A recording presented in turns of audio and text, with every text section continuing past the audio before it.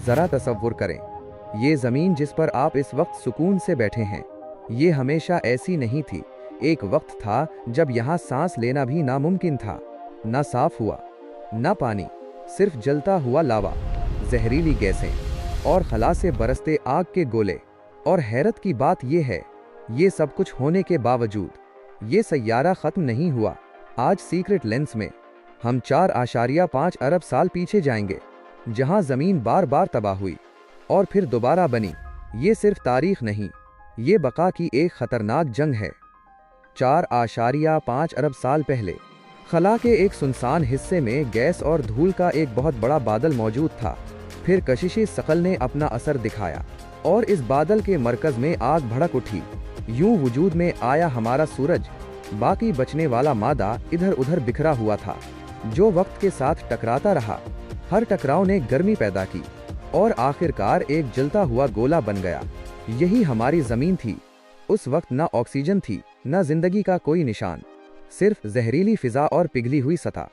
लेकिन असल आजमाइश अभी बाकी थी।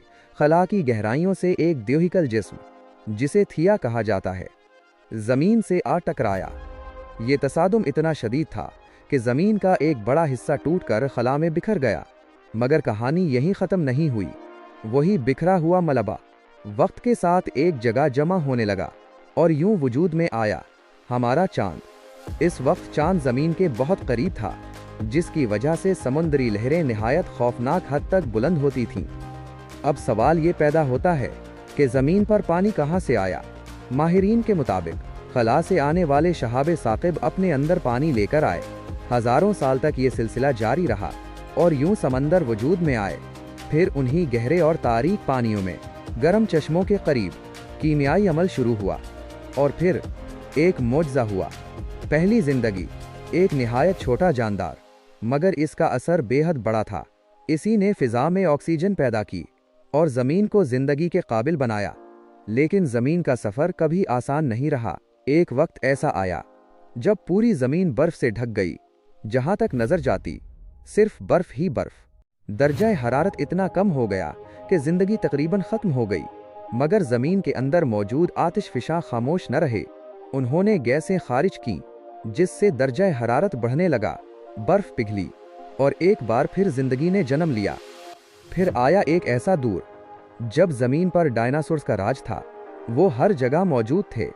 लेकिन फिर आसमान से एक और आफत नाजिल हुई। एक बहुत बड़ा शहाबी पत्थर ज़मीन से टकराया। इस तसादुम ने माहौल को इस हद तक बदल दिया कि डायनासोर जिंदा ना रह सके। मगर उनके खात्मे ने एक नई जिंदगी को मौका दिया। ममालिया जानदार, जिनमें हम इंसान भी शामिल हैं। फिर सिर्फ चंद लाख साल पहले इंसान ने इस ज़मीन पर कदम रखा। हमने तरक्की की, शहर बसाए और खला तक जा पहुँचे। लेकिन एक तल्ख हकीकत भी है, जिस ज़मीन ने इतनी तबाहियाँ झीलें, आज वो इंसान की वजह से ख़तरे में है। माहौलियाती तब्दीली, आलूदगी, ये सब हमें एक बार फिर इसी ख़तरनाक रास्ते पर ले जा सकते हैं। अब सवाल ये है, क्या हम इस ज़मीन को बचा सकेंगे या हम भी तारीख़ का एक बाब बन जाएंगे? अगर आपको ये सफ़र पसंद आया तो सीक्रेट लेंस को सब्सक्राइब करें और कमेंट में ज़रूर बताएं, आपके ख्याल में ज़मीन का मुस्तकबिल क्या है।